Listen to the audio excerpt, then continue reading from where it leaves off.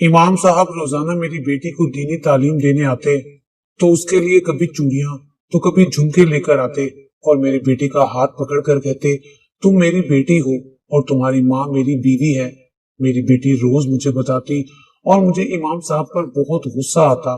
दिल चाहता कि इमाम साहब की असलियत सब मोहल्ले वालों को बता दूं और उन्हें अपने घर से निकाल दूं, मगर मैं डर कर चुप हो जाती। इसमें मेरी भी बदनामी थी। फिर एक दिन तो मेरे पैरों तले से जमीन ही निकल गई जब इमाम साहब ने मुझे घर में अकेला पाकर। मेरा नाम आमना है। मैं शादी के 5वें साल ही बेवा हो गई थी और तब से अपनी बेटी के साथ अकेली रह रही थी।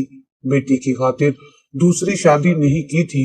बेटी वक्त के साथ साथ बड़ी हो रही थी और मैं उसे दुनियावी तालीम के साथ साथ दीनी तालीम भी देना चाहती थी। हमारी मस्जिद में एक नए इमाम साहब आए थे। वो काफी जवान थे। मोहल्ले के लोग उनकी बहुत इज्जत करते थे। उनका नाम आसिफ था। इससे पहले जो इमाम थे वो किसी वजह से मस्जिद छोड़कर अपने गांव चले गए थे। नए इमाम के बारे में किसी को कुछ पता ना था कि वो कौन है और कहां से आए थे। पुराने इमाम के जाने की वजह से लोगों को नमाज बाजमात पढ़ने में दुश्वारी होती थी। एक दिन जोहर की नमाज के वक्त मस्जिद में इमाम साहब नहीं थे। आसिफ साहब बैठे हुए थे। लोगों ने उनसे नमाज पढ़ाने का कहा तो उन्होंने इमामत की। उनके पूछने पर लोगों ने बताया कि पहले वाले इमाम साहब मस्जिद छोड़ गए हैं। तो आसिफ ने पेशकश की कि वो मस्जिद के फराइज अदा कर सकते हैं। चुनाचा लोगों ने उन्हें मस्जिद का नया इमाम मुंतखब कर दिया। यूं वो मस्जिद के नए इमाम बन गए। मस्जिद के मुतवल्ली ने उन्हें रहने के लिए मस्जिद के ऊपर बना चुबारा दे दिया। उनकी कोई फैमिली नहीं थी। वो अकेले ही रहते थे। बाद में लोगों को पता चला कि वो हाफिज कुरान भी हैं। चुनाचा मोहल्ले के लोग अपने छोटे बच्चों को उनके पास कुरान पाक पढ़ने के लिए भेजने लगे। मेरी बेटी राबिया 15 साल की थी। वो भी कुरान पाक की तालीम हासिल करना चाहती थी। मैं चूंकि अनपढ़ थी और कुरान पाक भी नहीं पढ़ी हुई थी, इसलिए मैं उसे नहीं पढ़ा सकती थी। हमारे मोहल्ले में बूढ़ी खातून थी जो मोहल्ले की बच्चियों को कुरान पाक पढ़ाती थी, लेकिन कुछ अर्सा पहले वो भी वफात पा गई थी। इसी तरह कई बच्चे कुरान पाक मुकम्मल करने से रह गए थे। मैं क्या, बल्कि मोहल्ले की कोई भी खातून अपनी जवान बेटी को मस्जिद में इमाम के पास पढ़ने के लिए नहीं भेजती थी, क्योंकि हालात बेहद खराब थे।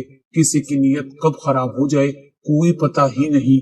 जब मैंने ये सुना कि नए इमाम साहब मोहल्ले की कुछ बच्चियों को उनके घर पढ़ाने जाते हैं, तो मैंने सोचा कि मैं भी उनसे बात कर लेती हूँ कि वो मेरी राबिया को घर आकर कुरान पाक पढ़ा दिया करें।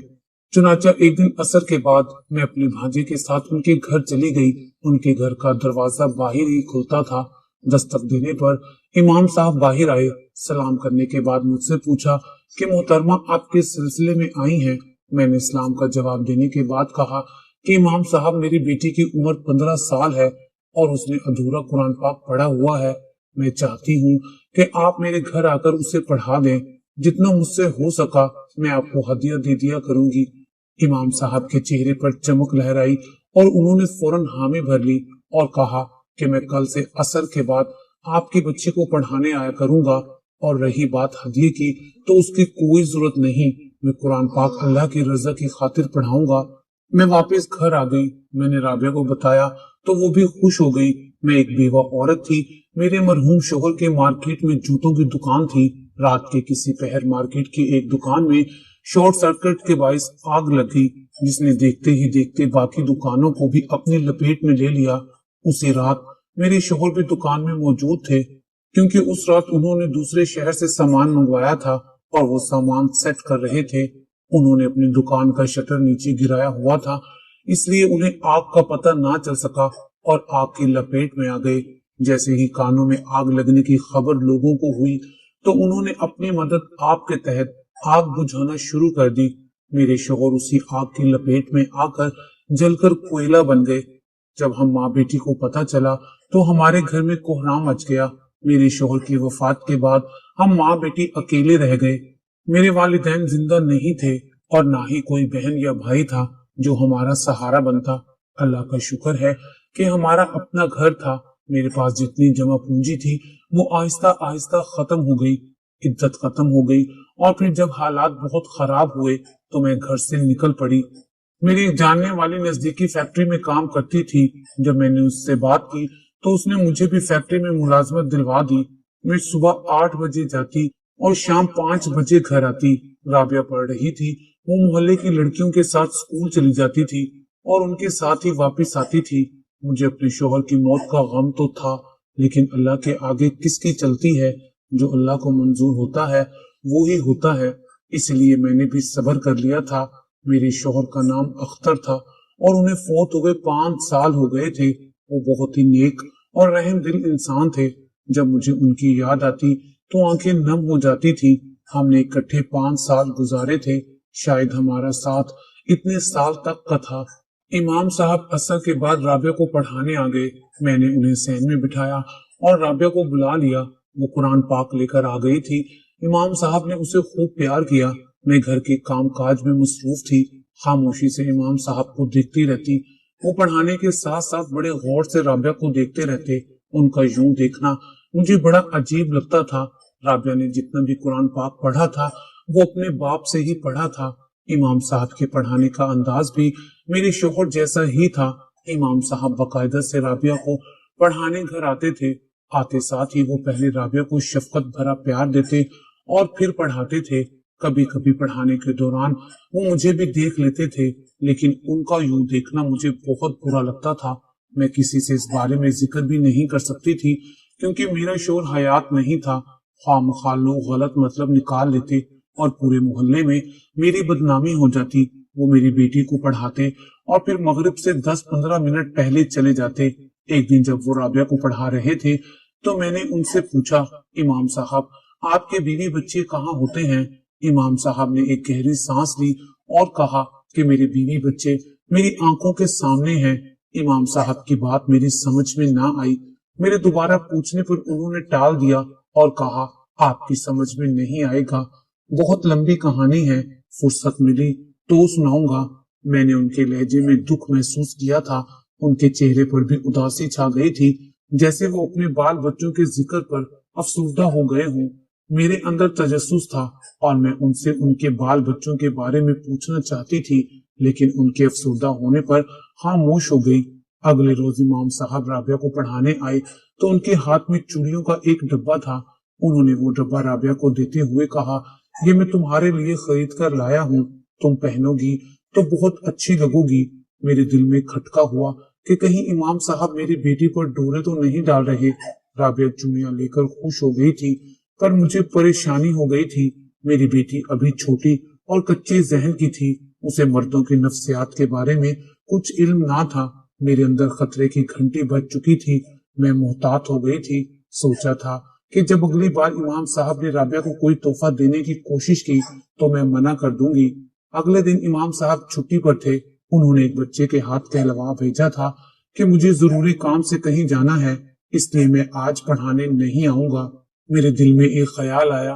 मैं पड़ोसन के घर चली गई। उसकी बेटी को भी इमाम साहब मगरिब के बाद पढ़ाने आते थे। वो लड़की भी मेरी बेटी राबिया की हम उम्र थी। मैंने बातों बातों में उससे इमाम साहब के रवैये के बारे में पूछा तो पड़ोसन ने कहा कि वो बहुत अच्छे हैं और अपने काम से काम रखते हैं, आते हैं और पढ़ाने के बाद चले जाते हैं। उसकी बात ने मुझे हैरत में मुब्तला कर दिया था। मैंने डरते डरते पड़ोसन से पूछा कि क्या इमाम साहब तुम्हारी बच्ची को चूड़ियां या झुमके लाकर देते हैं? पड़ोसन ने नफी में सर हिलाते हुए कहा, नहीं बहन, सिर्फ इमाम साहब पढ़ाने आते हैं तो मैं उनके पास ही बैठी होती हूँ और मेरी नजरें उन्हीं पर होती हैं। तुम क्यों पूछ रही हो? क्या इमाम साहब ने तुम्हारी बच्ची के साथ कोई गलत हरकत की है या फिर उसके लिए चूड़ियां लाते हैं क्या? मैं पड़ोसन की बात पर एकदम से घबरा गई। पहले दिल किया कि सब बता दूं कि इमाम साहब आते साथ ही मेरी बच्ची को प्यार देते हैं और पढ़ाने के दौरान घूर घूर कर देखते हैं और मुझ पर भी नजर रखते हैं, मगर मैं डर गई और बोली, नहीं बहन, ऐसी कोई बात नहीं है, मैं तो वैसे ही पूछ रही थी। अच्छा, मैं अब चलती हूँ। इतना कहकर मैं अपने घर चली गई। मेरी बेटी अपने स्कूल का होमवर्क कर रही थी। पड़ोसन की बात ने मुझे बहुत कुछ सोचने पर मजबूर कर दिया था। इससे साफ पता चल रहा था कि इमाम साहब को दूसरी बच्चियों में नहीं बल्कि राबिया और मुझ में दिलचस्पी है। मैं मानती थी कि मुझे इमाम साहब का राबिया और मुझे घूर घूर कर देखना पसंद नहीं था, लेकिन मैंने उनके चेहरे और आंखों में हवस नहीं देखी थी। फिर सोचा, हो सकता है मैं उनके बारे में गलत सोच रही हूँ।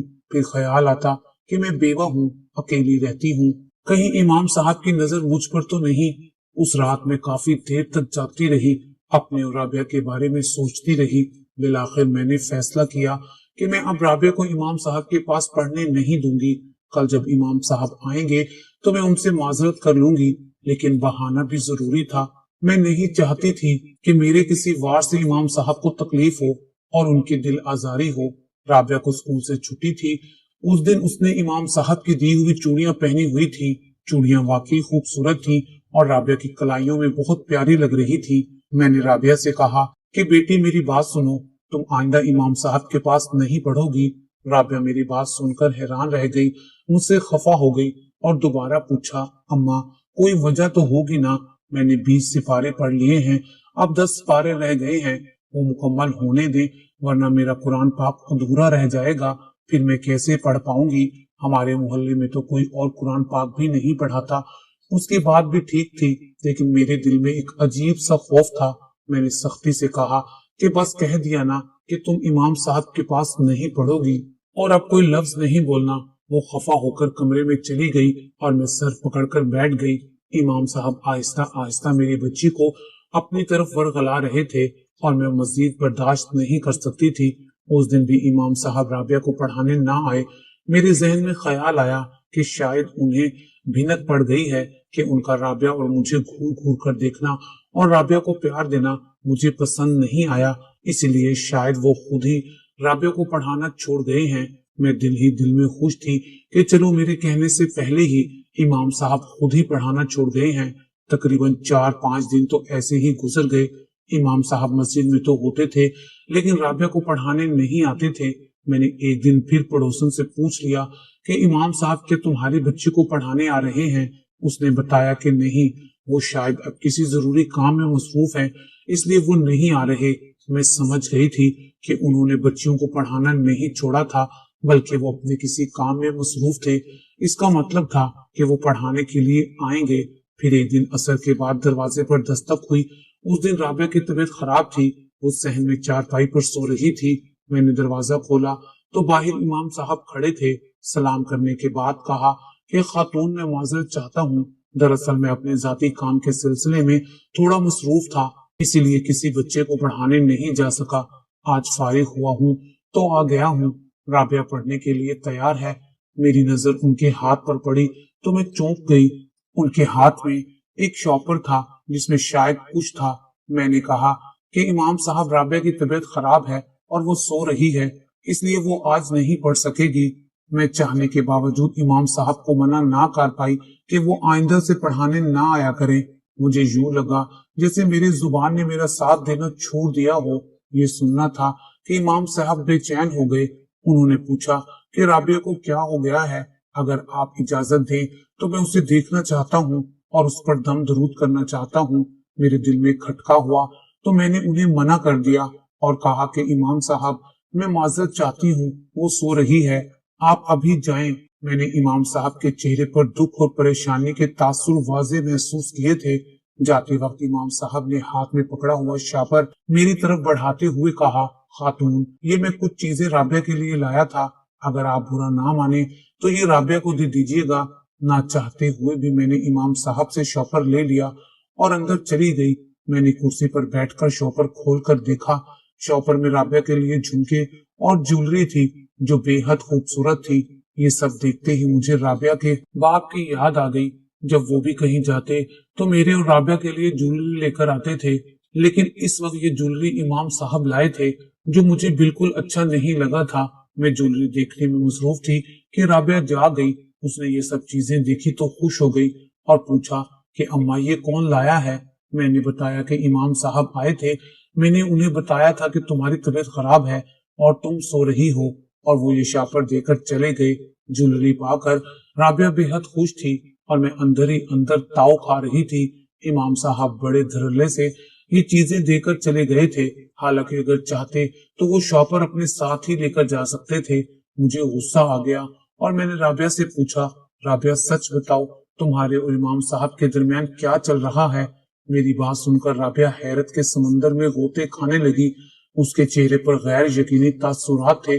اس نے حیران کن لہجے میں کہا، اماں ये तुम क्या कह रही हो? इमाम साहब और मेरे दरमियान कुछ नहीं चल रहा, वो तो मेरे बाप की जगह है। आप क्यों गलत सोच रही हैं? अब मुझे समझ आया कि आप मुझे इमाम साहब से पढ़ने से क्यों मना कर रही थी। मुझे अंदर ही अंदर शर्मिंदगी हुई। राबिया वाकई मासूम और सादा लड़की थी। वो इमाम साहब के इरादों से नावाकिफ थी। बेशक इमाम साहब उसके बाप की तरह थे, लेकिन बाप तो नहीं थे। मैं खामोश हो गई। राबिया भी खफा हो गई थी। उसने कहा कि अम्मा, तुम ऐसा सोच भी कैसे सकती हो? जब वो मुझे पढ़ाने आते हैं तो तुम हमारे सामने बैठी होती हो। उन्होंने मुझसे कभी कोई गलत बात नहीं की। वो तो मुझे बेटियों की तरह प्यार करते हैं। जरूरी नहीं है कि जो बाहर से जैसा दिखता हो अंदर से भी वैसा ही हो। हाँ माँ, एक बार उन्होंने मुझे ये जरूर कहा था कि तुम्हारी माँ की शक्ल मेरी बीवी से और तुम्हारी शक्ल मेरी बेटी से मिलती है, और फिर वो खुद ही हंस पड़े थे। तब मुझे उनकी बात बुरी लगी थी, मगर उनकी नीयत ऐसी नहीं है जैसे आप सोच रही हैं। दुनिया में ऐसे कई लोग मौजूद हैं जो शक्ल से अच्छे नहीं दिखते, लेकिन वो अंदर से बहुत अच्छे और मासूम होते हैं। मैं उस बेवकूफ और मासूम को क्या समझाती? मैंने राबिया से पूछा, क्या कभी इमाम साहब मेरी गैर मौजूदगी में भी घर आए हैं? राबिया ने बताया कि एक बार आए थे। मैंने उन्हें बताया था कि अम्मा घर पर नहीं है, आप फिर किसी वक्त आ जाइएगा, तो वो चले गए थे। खैर, मैं चुप हो गई। इमाम साहब उस दिन भी नहीं आए थे, और फिर अगले रोज भी इमाम साहब राबिया को पढ़ाने घर नहीं आए। मुझे हैरत और परेशानी हुई। मैंने सोचा कि कहीं मैं इमाम साहब के बारे में गलत तो नहीं सोच रही थी। हो सकता है जैसे मैं उनके बारे में गुमान कर रही हूँ वो वैसे ना हो। असर से पहले उन्होंने पड़ोसन के बेटे के हाथ कहलवा भेजा कि मेरी तबीयत खराब है, मैं अब घर पढ़ाने नहीं आऊंगा, आप राबिया को मेरे घर भेज दें। मैंने बच्चे से पूछा कि क्या तुम्हारी बहन भी पढ़ने जा रही है? उसने बताया कि जी आंटी, मेरी बहन भी पढ़ने जा रही है। मैं राबिया को उसके घर ले गई, और फिर वो दोनों बच्चियां इकट्ठी ही इमाम साहब के पास पढ़ने चली गई। अगर इमाम साहब राबिया को अकेले आकर पढ़ाने का कहते तो मैं कभी भी उसे ना भेजती, और मुझे तसल्ली थी कि दो बच्चियां इकट्ठी थी।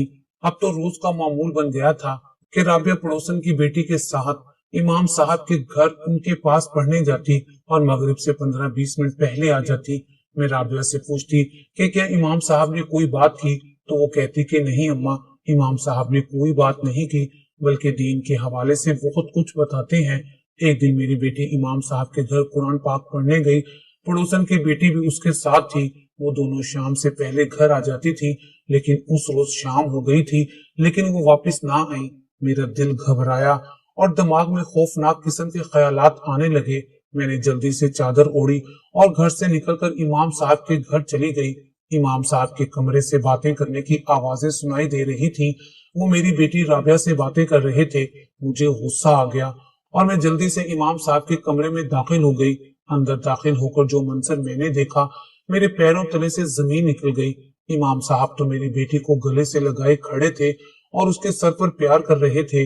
मेरा तो पारा आसमान को छूने लगा। मैंने गुस्से से कहा, इमाम साहब, आपको शर्म नहीं आती अपनी बेटी जैसी बच्ची से ऐसी हरकतें करते हुए? क्या आपके दिल में खुदा का खौफ नहीं है? मेरी आवाज सुनकर इमाम साहब पर कोई असर ना हुआ, बल्कि राबिया भी उसी हालत में खड़ी रही।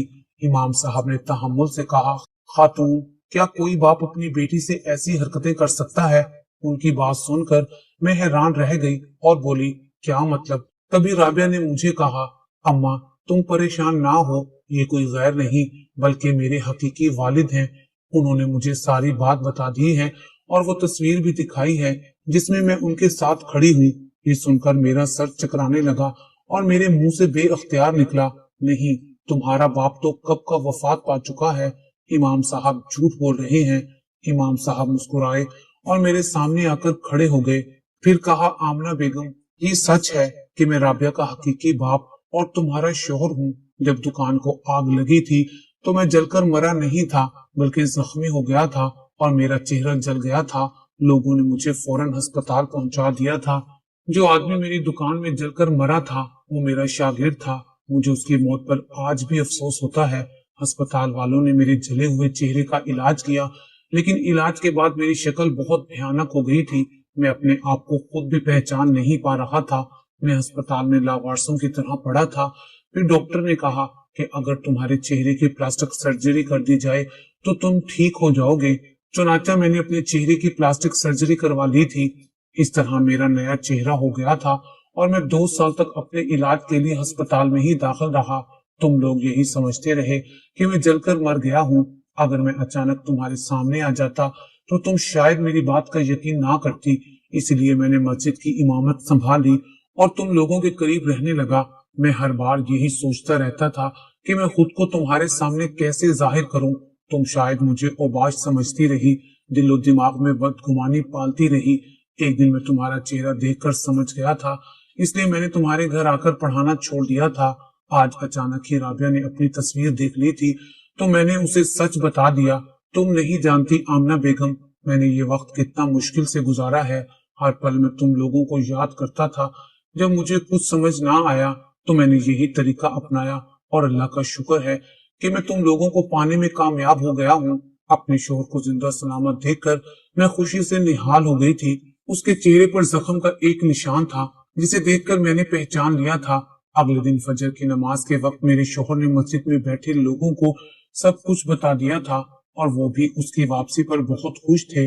खासकर मेरी बेटी राबिया तो बहुत ही खुश थी क्योंकि उसे उसका बाप और मुझे मेरा शोहर मिल गया था।